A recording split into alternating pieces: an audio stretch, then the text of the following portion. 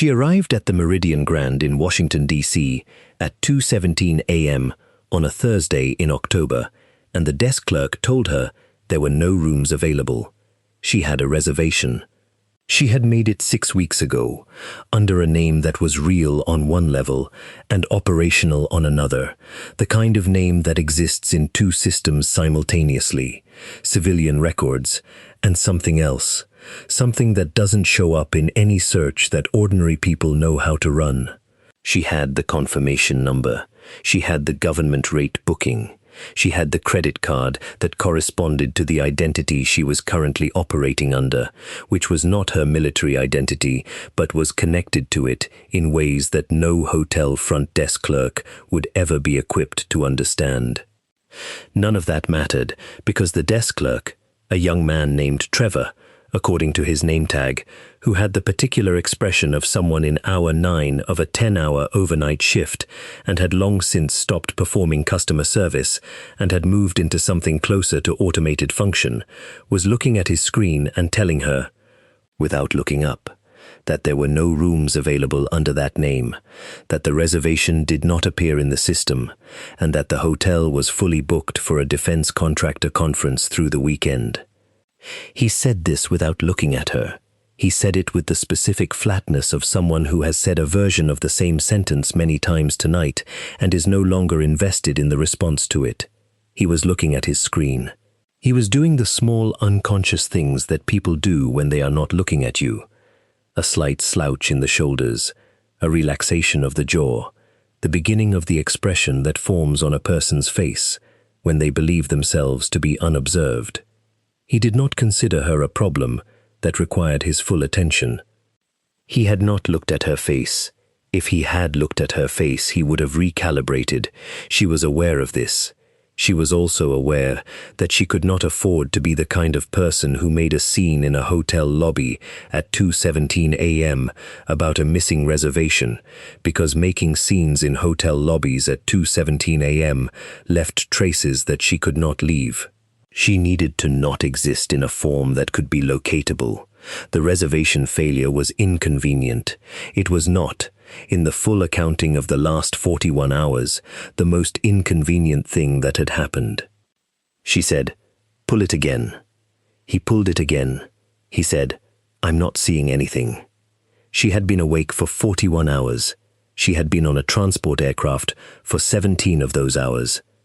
Before that, she had been in a country that she could not name in this lobby, doing work that she could not describe to this desk clerk, and she had come out of it with 4 things: a bruised rib from a landing that had been rougher than planned, a classified file on a USB drive inside the lining of her jacket, a name that she intended to find when she was ready, and a reservation at this hotel that had apparently ceased to exist. She was not someone who lost her composure in hotel lobbies. She was not someone who lost her composure anywhere, because she had spent 11 years training herself to be the most functional person in the room, regardless of what the room contained. And a hotel lobby with a confused overnight desk clerk was not a challenging environment by any standard she had been trained against. She simply looked at him with the level patience of someone who had been through worse, and said, for the 3rd time, "Pull the reservation under the secondary name, Echo 7. Trevor stared at his screen. He said, "I don't have a way to try it." He typed. His screen changed. He stared at what came up with the expression of someone whose screen has just shown them something they do not have the context to interpret. The door behind the front desk opened. His name was Daniel Okafor, and he had been the general manager of the Meridian Grand for 6 years. He was 54 years old, Nigerian-American, former United States Army, 18 years of service that had taken him from Fort Bragg to Kandahar to places that were not on any official deployment record. He had left the army in 2009, had spent 3 years in a fog that he did not like to describe in detail because the description was not the point, and had rebuilt himself in the hospitality industry the same way he had built himself in the army, one competence at a time, one position at a time, until the structure was solid enough to stand on. He had come in tonight because he came in most nights. He did not sleep well. He had not slept well in 15 years. He had a cot in the back office, and he used it sometimes, and he spent a lot of the hours between midnight and dawn in the hotel, because the hotel was the thing he had built, and being near it at night gave him something that he could not quite name, but that functioned like the feeling of having the perimeter covered.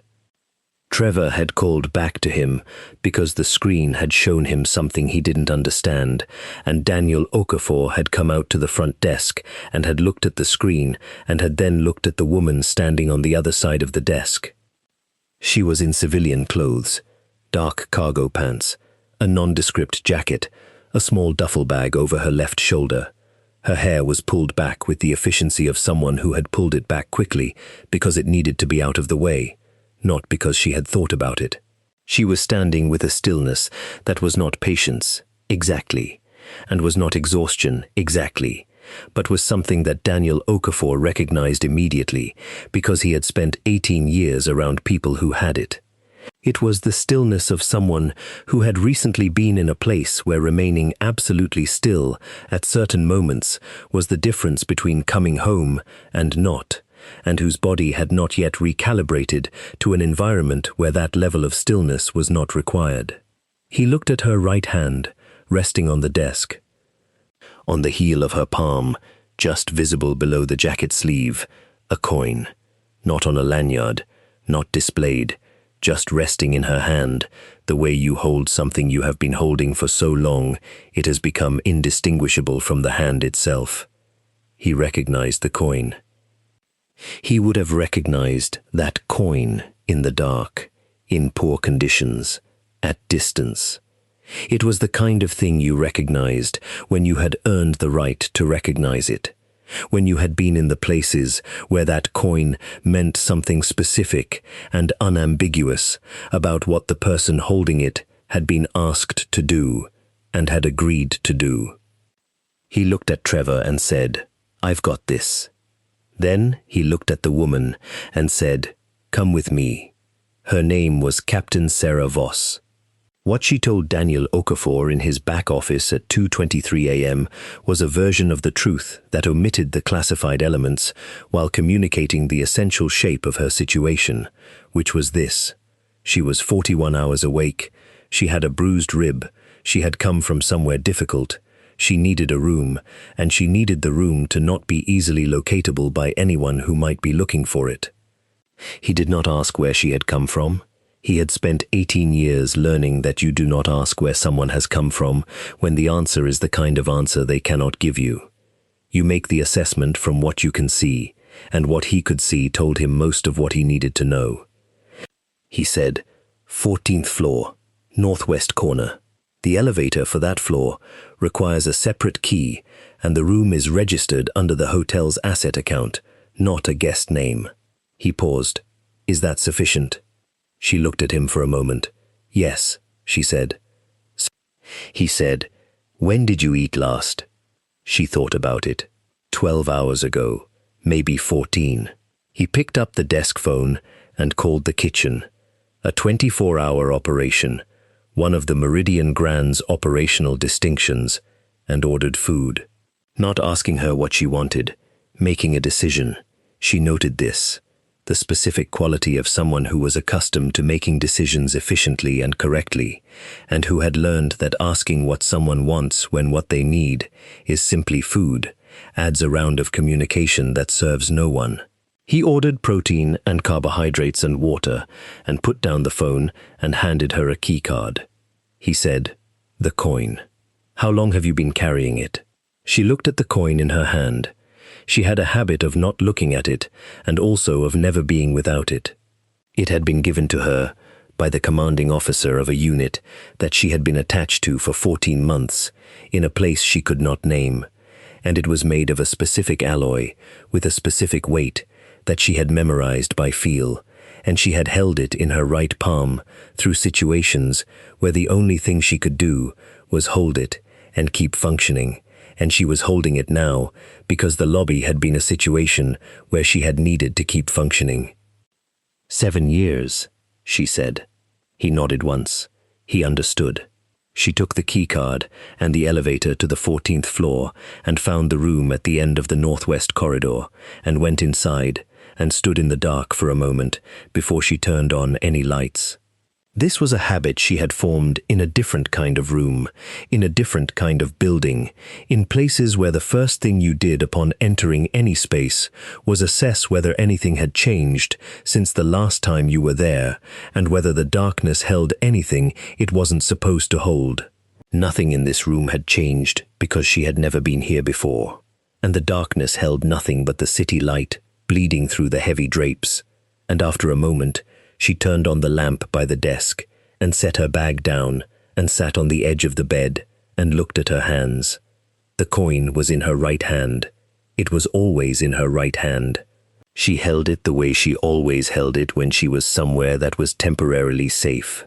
Not with sentimentality, because sentimentality was something she had very carefully trained out of herself. Not because she lacked the capacity for it, but because she had learned that it was a luxury she could not afford in the kind of work she did and the kind of places she did it. She held it with the specific acknowledgement that she was still here. That being still here, 41 hours after an extraction point at 0247, where the helicopter had not come and 2 of her people had been cut off and the route back had been completely different from the route in, was not a given. It was the result of 11 years of training and 19 days of decisions made correctly under conditions that did not permit incorrect decisions. Any one of them could have been wrong. None of them had been. She set the coin on the nightstand and lay down without taking off her jacket. She did not close the drapes. She needed the ambient light from the city. She had not slept in a room without ambient light in 19 days, and her body had recalibrated to it, and she understood her body well enough to know that changing that variable tonight would cost her more sleep than it saved. She was asleep in 4 minutes. What Sarah Voss did not tell Daniel Okafor, what she could not tell anyone in this hotel, in this city, what she could not tell anyone until she had done what she came back to do, was what had happened in the country she had come from. She had been on a classified extraction mission. Her team had been tasked with pulling a human intelligence source, a man who had spent 3 years providing targeting information from inside a network that was responsible for the deaths of 11 American service members over a 20-month period. He had done this at extraordinary personal risk, operating inside an organization that executed informants in specific and unhurried ways, and he had done it because someone inside the United States intelligence community had made him promises about what would happen when his usefulness reached the point of personal danger. The promises had included extraction.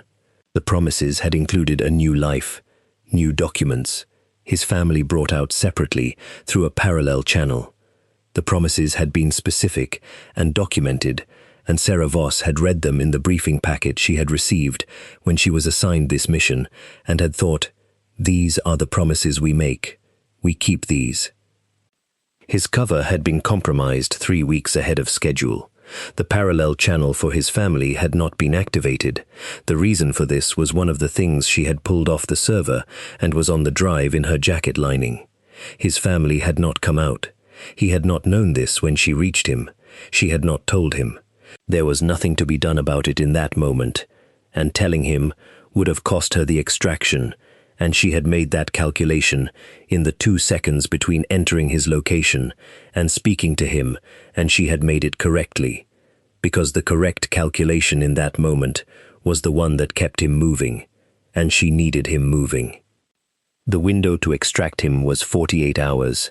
Her team, 6 operators, 1 interpreter who was a former Syrian army officer with 18 years of experience, and the kind of unflappable calm that comes from having operated in environments where flappable was a luxury, had gone in at 2200 hours on a Wednesday. They had gotten to the source.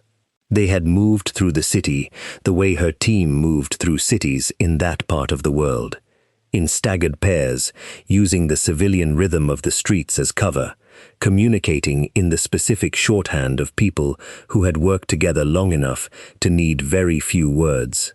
They had extracted the source from his location without incident. They had moved through 4 checkpoints. They had been precisely on schedule. They had reached the extraction point at 0247 in an industrial district on the eastern edge of the city, a cleared flat space between 2 warehouses that had been confirmed 48 hours earlier as suitable for the extraction aircraft. They had established the perimeter. They had popped the IR strobes. They had made the comms call on the designated frequency. The helicopter had not come. This was not a communications failure. This was not weather. She knew this because she had spent the 19 minutes at that extraction point, running every diagnostic available to her, checking every frequency, cycling through the contingency protocols she had memorized in the 18 months since she had been assigned to this unit. And she had found the reason the helicopter had not come at 0247, and it was not a mechanical failure, and it was not a navigation error, and it was not weather. It was an order. A specific, deliberate, documented order. She had the documentation. It was on the drive inside her jacket lining. She had pulled it from a server she was not supposed to be able to access because the person who had set up that server's security protocol had not anticipated that the person trying to get into it would be her. That had redirected the extraction aircraft 40 minutes before the scheduled pickup time. The order had come from inside the Joint Operations Center. It had been authorized by a colonel whose name she had seen before, in a context she had not understood at the time, and now understood completely. 3 of her team had made it out through the secondary exfil route. 2 had not. The source was dead. The network they had been targeting had received a tip, the timing of which, when she mapped it against the communications she had pulled off that server, corresponded exactly to a specific transmission from the Joint Operations Center to an outside number, 43 minutes before her team had arrived at the source's location. Someone inside the operation had burned them. The source died at 0314. She had done what she could. She had kept the team together through the secondary exfil route, the one they had planned and rehearsed and committed to memory and never wanted to use. The secondary route ran northwest through a neighborhood that was heavily patrolled, that required them to move in ways that civilian traffic would not move, that put her team in contact with 3 situations between 0300 and 0430, that required decisions she would not describe to anyone who had not been there. They were correct.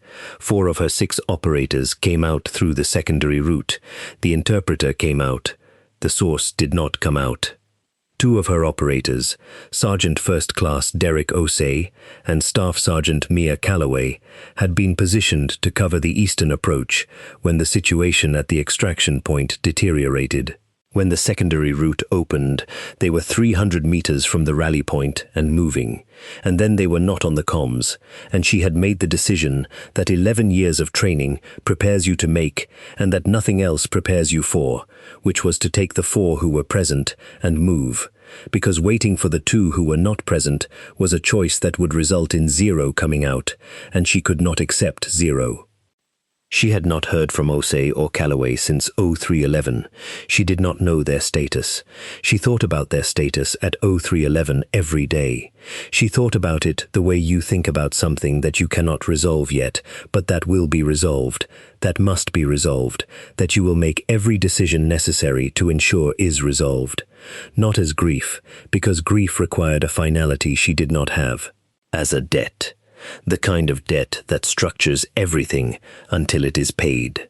She had spent 19 days on the ground after the extraction failure, moving at night, staying in places she did not communicate to anyone, running on what she could find and what she had brought, and the specific discipline that 11 years of training had made into something closer to biology than practice. She had used every hour of those 19 days. She had not wasted a single one. She had moved between safe locations she had pre-identified during the mission planning phase, locations that were not in any official documentation because she had identified them personally during a reconnaissance she had conducted 3 months earlier under a separate cover identity, because She was someone who prepared for the possibility that the plan would fail and that she would need to operate entirely alone in an environment that had become hostile. Because she had seen plans fail before, and she had never seen them fail in ways that her preparation had fully anticipated, which meant preparation had to exceed what you expected to need. She had the drive, she had the documentation, she had the name. What she needed now was sleep, food, a working rib, and 48 hours to build the package she was going to take to the one person in the intelligence oversight community she trusted enough to receive it. After that, she was going to have a conversation with Colonel Richard Harmon. She slept for 6 hours, which was more than she had expected to sleep, and probably exactly what her body needed to do. She woke at 9 a.m. to the sound of the city outside the 14th floor window. Traffic, a distant siren, the particular texture of Washington, D.C. in the morning, which was the sound of a city that was the center of a great deal of consequence, most of it invisible, most of it carried in briefcases and secure phones by people in suits, who were either the problem or the solution, or, in most cases, simultaneously both. She lay still for 3 minutes, running the standard morning inventory. Rib, manageable. Breathing was full, bruising not worse. Right hand, the coin was still in her palm. She had slept with it. She always slept with it. Head clear, the particular kind of clear that comes after real sleep following real deprivation, the kind of clear that feels briefly and incorrectly like everything might be simple. She sat up and ate the food that had been left outside her door in the middle of the night, cold now but present, and drank 2 glasses of water and looked at the city outside the window and thought about Colonel Richard Harmon. She built it with the specificity and the patience that the work required. She was not a person who rushed documentation. She had seen documentation rushed, and she had seen what rushed documentation produced. Arguments with holes, gaps in the chain of evidence that created reasonable doubt where no reasonable doubt should exist, materials that were credible to the people who already believed and inadequate to the people who needed to be persuaded. She was not building this for the people who already believed her. She was building it for a Senate committee, for an inspector general, for the eventual congressional record, and she was building it to be unassailable, to be the kind of documentation that leaves a person who has been presented with it with no available interpretation other than the correct one. She had first encountered his name 14 months ago, in a briefing that had seemed at the time to be routine. A command-level overview of the network they were targeting, the resources allocated, the oversight structure. His name had appeared twice in the briefing, once as the authorizing officer for a previous operation, and once in a footnote about intelligence sourcing that she had noticed and set aside because at the time it had seemed like administrative background and not material to the immediate mission. She had pulled that footnote out of her memory every few months for 14 months, each time understanding it slightly differently. The thing about intelligence work is that the same piece of information means different things at different levels of context, and what had been a footnote 14 months ago was, in the context of what she now had on the drive in her jacket lining, not a footnote at all. It was the beginning of the thread. It was the first pull. She had finished pulling the thread 19 days ago in a country she could not name, and what had come with it was the whole shape, the whole operation, not just what had happened to her team, what had been happening systematically and deliberately to 3 other operations over the previous 4 years, each one burned at a critical moment, each one resulting in assets lost or compromised or dead, each one traceable, if you had the right access and the right data and the right 18 months of pattern analysis behind you, to decisions that had originated in the same place. Colonel Richard Harmon had not made a mistake. He had not failed to exercise adequate oversight. He had made a series of calculated decisions that had resulted in the deaths of American operators and intelligence assets.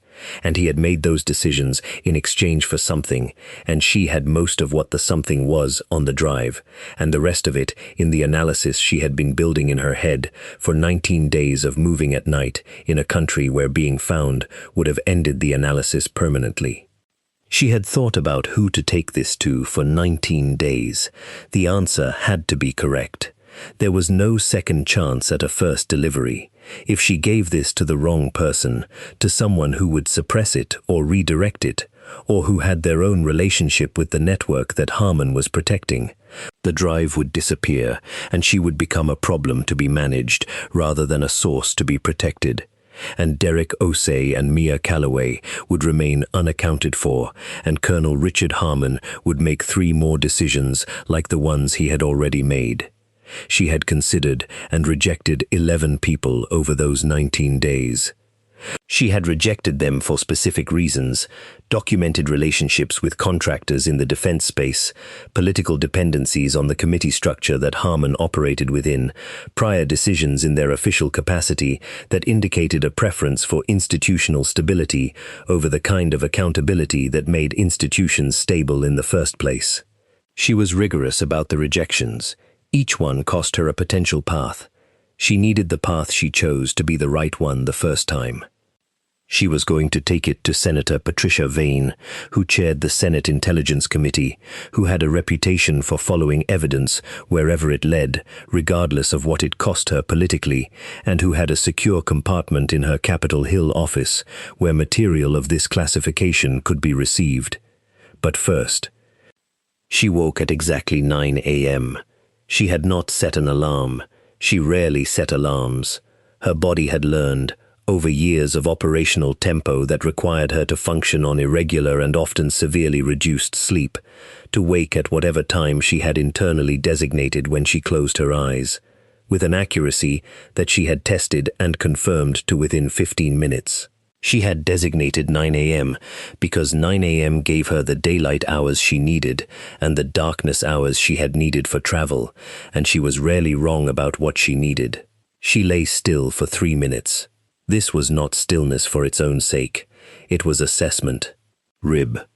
The bruising from the landing had deepened overnight, which was normal for a bruised rib in the first 24 hours of rest, and the pain was specific and located and did not indicate fracture, which she confirmed by taking 3 controlled deep breaths of increasing depth and finding that the pain spiked at the same level rather than escalating, which would have meant something worse. Hands fully functional, the coin warm from her palm. Head clear. Not the brittle false clarity of severe deprivation, but the real clarity of someone who had slept enough and whose body had begun the work of returning to baseline. She ate the food Daniel Okafor had ordered. It was cold. She ate it without particular attention to the temperature, which was irrelevant. She drank 2 glasses of water from the bathroom tap. Then she showered. The first shower in 19 days that used a water pressure above what she had been able to access in the places she had been staying, and she stood under it for 5 minutes longer than was necessary, because she was not going to pretend that the hot water at appropriate pressure was not one of the finer things about being in a building with running water. Then she sat down at the desk and opened her laptop and went to work. She spent the day working. Not the kind of working that involves phones and meetings and the visible machinery of effort. The invisible kind, the kind that looks from the outside like someone sitting very still in a hotel room with a laptop, which is what it was, but which was in fact the construction of a carefully sequenced argument, a documentation architecture that would allow the drive's contents to be understood in the correct order by someone who had not spent 19 days assembling the context. She was building a map, not of geography, of causality, a line that connected each decision to each outcome, each transmission to each event, each name to each consequence. She was very good at this. She had been good at pattern analysis since before the army had identified and formalized that skill. Since she was a child, doing things that she had not understood were unusual until much later. She thought in sequences. She thought in dependencies. She thought about the relationship between information and outcome the way other people thought about directions or faces, automatically, effortlessly, with the background processor running constantly whether she chose it to or not. She built the map for 9 hours. She cross-referenced. She verified. She built the secondary documentation that would allow someone else to verify independently without requiring them to take her analysis on trust, because trust was not the language of intelligence oversight, and she had not come this far to produce a document that could be discredited because it asked someone to believe her rather than showing them the evidence and letting the evidence make the argument. At 6 p.m. she stopped. She ate again. Room service this time. She was not going to the restaurant. Not tonight. Not until the package was delivered. She did the breathing exercises that had helped her rib since the extraction. She thought about the 2 members of her team who had not made the secondary exfil and whose status she did not know and had not known for 19 days, which was one of the things she had learned to hold without letting it compromise her functional capacity, because if she let it compromise her functional capacity, she could not do what needed to be done, and what needed to be done was the only thing that would produce a consequence for what had happened to them. She thought about Osei specifically. He had been with her unit for 4 years. He was the best land navigator she had ever worked alongside, which was not the thing she thought about most. What she thought about most was that he was the person on her team who remembered everyone's birthday and never mentioned that he remembered, never made it a thing, just quietly did something small on the day that let you know he knew. He had done this for every member of the team, including the interpreter. She had watched him do it for 4 years. She had thought, more than once, that it was the most genuinely human thing she had seen in the operational environment, where genuine humanity was not always a feature of the culture. She thought about Calloway. Calloway was 28 years old and had been on her 2nd operational deployment, and she was the kind of operator who was still becoming what she was going to be. You could see the shape of it already, the specific kind of complete competence she was building toward, and it was extraordinary. And the fact that this had been interrupted was one of the things that Sarah Voss had converted into something cold and functional in the 19 days since she had last had comms contact with her. She set both thoughts down and went back to the document. It would not help them to sit in the feelings. It would help them to finish the document correctly. So she finished the document. Daniel Okafor knocked on the door at 8 p.m. Not to check on her. He was not the kind of man who checked on people to check on them. He had a specific reason. He had received a call 2 hours earlier from a number he recognized as internal to a federal agency he was not going to name in a hallway, asking about a guest registered under the hotel's asset account. And he had told the caller that there were no guests under that classification and that the Meridian Grand's records were available to review pursuant to proper legal process, and the caller had said they would be in touch and had hung up. He told her this through the door, quietly, in the specific shorthand of people who understand each other without requiring full sentences. She said, "How long do I have?" He said, 12 hours. Maybe 18 if they go through channels. She said, "I need 8. He said, "You have 8. A pause. "There is a secondary exit on the 14th floor. Fire escape on the northwest side accesses the service alley on K Street. The alley connects to the parking structure. I have a car in that structure, registered to the hotel. Keys are in the left wheel well of the black Tahoe on level 2. She said, "Why?" He said through the door, "Because in 2011 in Kandahar, someone I didn't know made a decision that kept my team alive. I never found out who made it. I spent a long time wanting to know, and then I understood that the point wasn't knowing. The point was that someone had done it. So I do it when I can."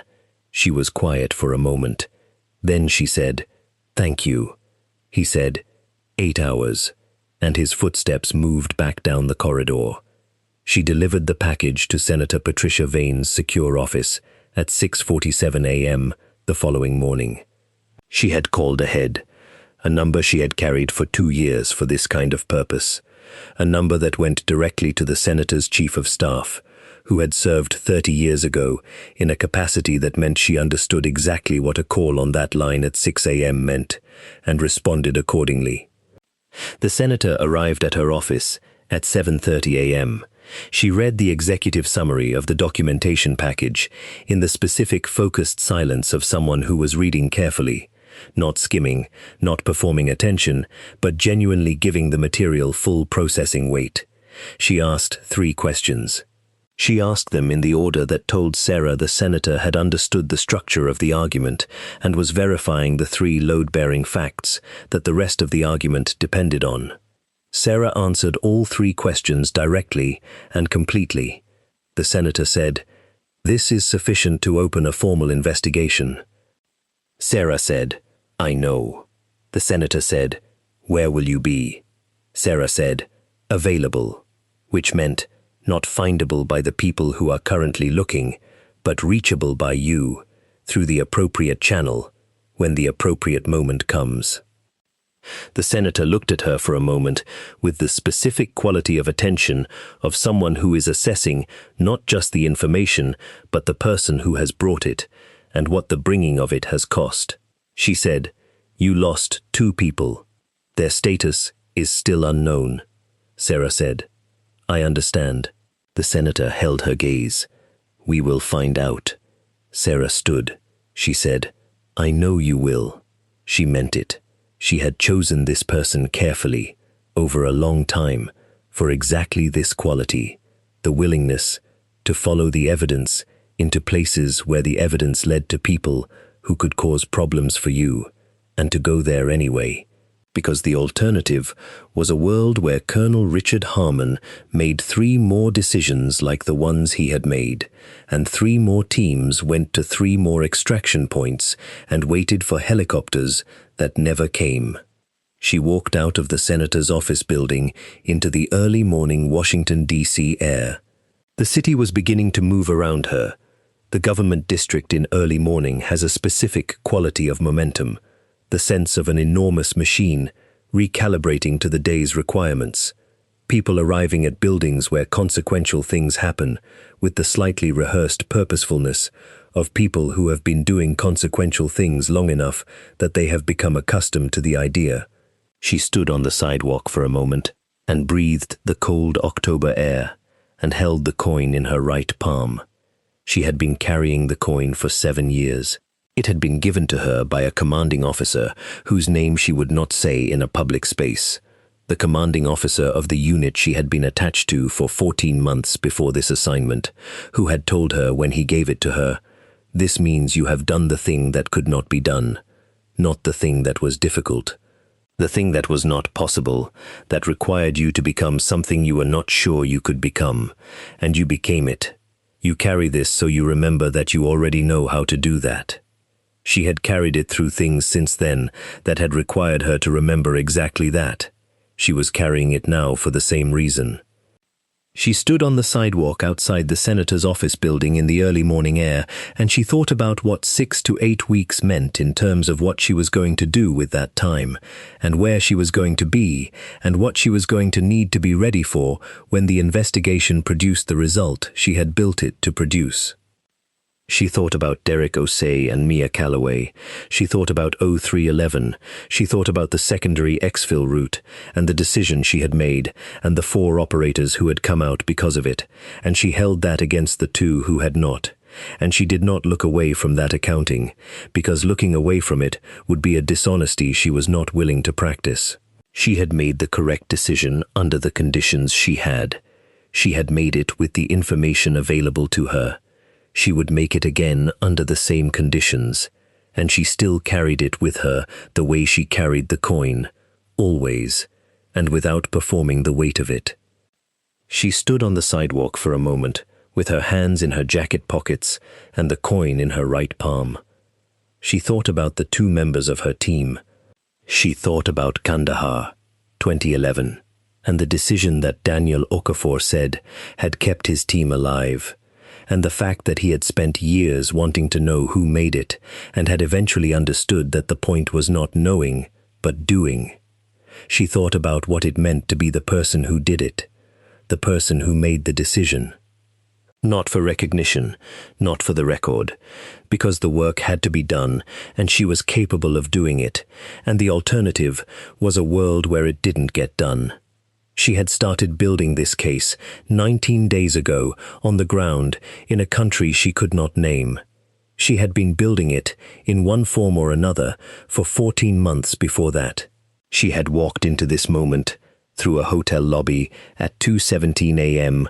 where a desk clerk had told her there were no rooms, and a man who had been in Kandahar in 2011 had recognized what she was carrying in her hand and had opened a door. None of that was accidental.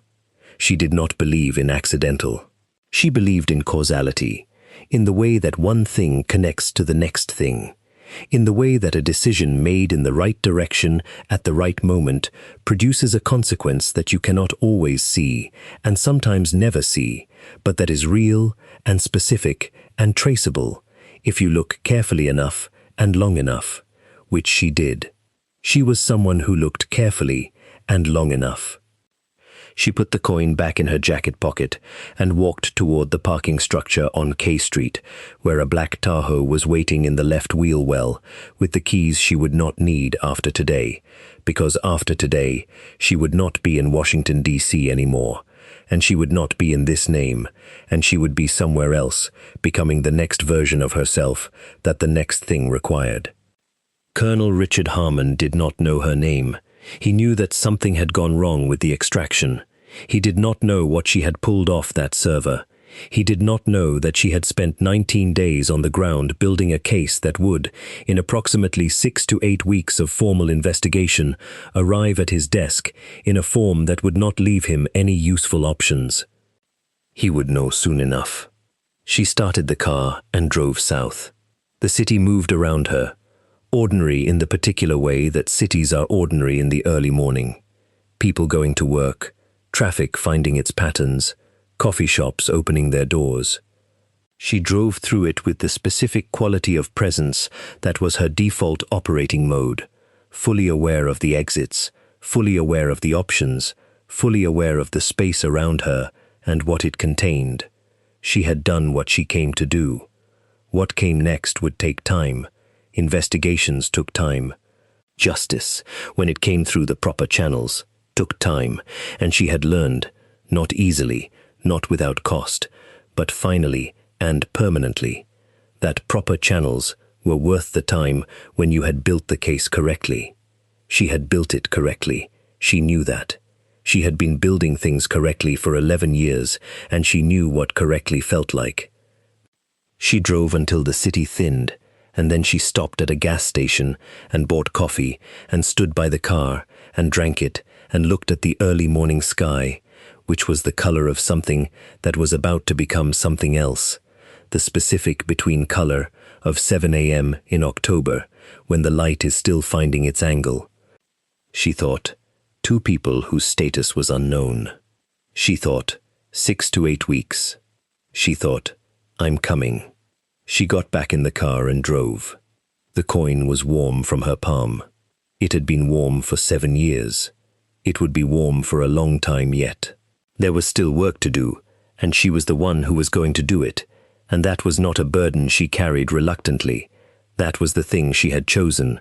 That was what she was for, and she drove with it the way she drove with everything, forward, at speed, with the full weight of what she carried, and the clear, cold certainty of someone who knows exactly where she is going and has already calculated every route.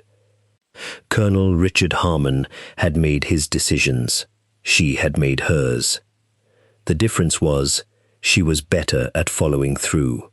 There is a version of Colonel Richard Harmon's life in which this ends differently, in which the extraction fails, the operators are lost, the source is dead, and the file stays buried in the server, where he had kept it for 4 years, because the person he had burned was gone, and there was no one left with the access, and the patience, and the 19 days on the ground to pull it.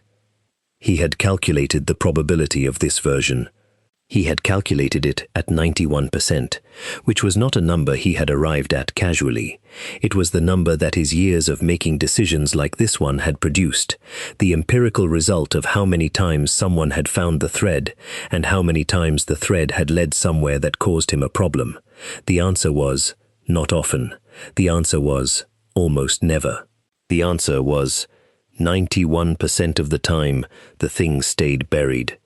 He had not accounted for Sarah Voss. He had not known her name. She had been a code designation in the operational roster, a position classification, a role in a mission structure that he had made a decision about based on the probability that she would not come out. 91%. She was in the 9%. She had always been in the 9%. She had been in the 9% in her qualification assessment, when the instructors had given her odds that she would not complete the final phase, and she had completed it faster than anyone in her cohort. She had been in the 9% in 3 prior operational deployments, where the mission had gone wrong in ways that should have produced outcomes it did not produce, because she was the person making the decisions on the ground. She was constitutionally, by training and by something older and deeper than training, a person who operated in the 9%. He did not know this about her. He had not looked closely enough. He would know soon. 6 weeks and 4 days after Sarah Voss delivered the documentation package to Senator Patricia Vane's secure office, the Senate Intelligence Committee convened a closed session. The session lasted 11 hours. The documentation was reviewed by the committee's senior staff counsel, 2 independent intelligence analysts retained for the review, and a former inspector general who had been brought in as a consultant. At the end of the session, the committee chair issued a formal referral to the Department of Defense Inspector General and the Department of Justice National Security Division. Colonel Richard Harmon was notified of the investigation 14 days later by his own legal counsel, who had received a call from the DOJ. He was placed on administrative hold 2 days after that. His access to classified systems was suspended. The network he had been protecting, the network that had burned 4 operations, that had resulted in the deaths of 11 American service members and an unknown number of intelligence assets, that had operated for 4 years, because the people who should have been asking questions had not been asking them, and the one person who had found the answer had been in a country she could not name on the day everything went wrong. That network began to come apart at precisely the rate that correctly built documentation tends to produce when it reaches the right hands. Derek Osei and Mia Calloway were located by a parallel intelligence channel 43 days after the extraction. They had been held. They were alive. They were in condition that Sarah Voss did not describe in detail to anyone, but which she understood completely from the report, and she held that understanding in the place she kept the things she could not yet process, and moved the accounting from the debt column to the other one. They came home. She was not there when they arrived. She was already somewhere else, already the next version of herself that the next thing required, which was her normal operational state, and which she had no interest in changing. She sent Osei a message through a channel they both had access to. 4 words, which were not the words that would be expected, and were exactly the words that he would understand. The birthday was November 12th, which meant, I counted. I always count. You were never not in the count. She did not know if he would receive it immediately, or if it would reach him when it reached him. She sent it anyway. The coin was warm in her palm. It had been warm for 7 years. It would be warm for a long time yet, because the work continued, and she was still the person doing it, and that was not a thing she carried reluctantly or performed for anyone. It was simply what she was. The thing she had been trained to be, and had agreed to be, and had been through enough to know she was, without qualification, without condition, in the 9% of every outcome that the people making the wrong decisions had not calculated for. She drove. The road was open. The morning was clear. She kept going.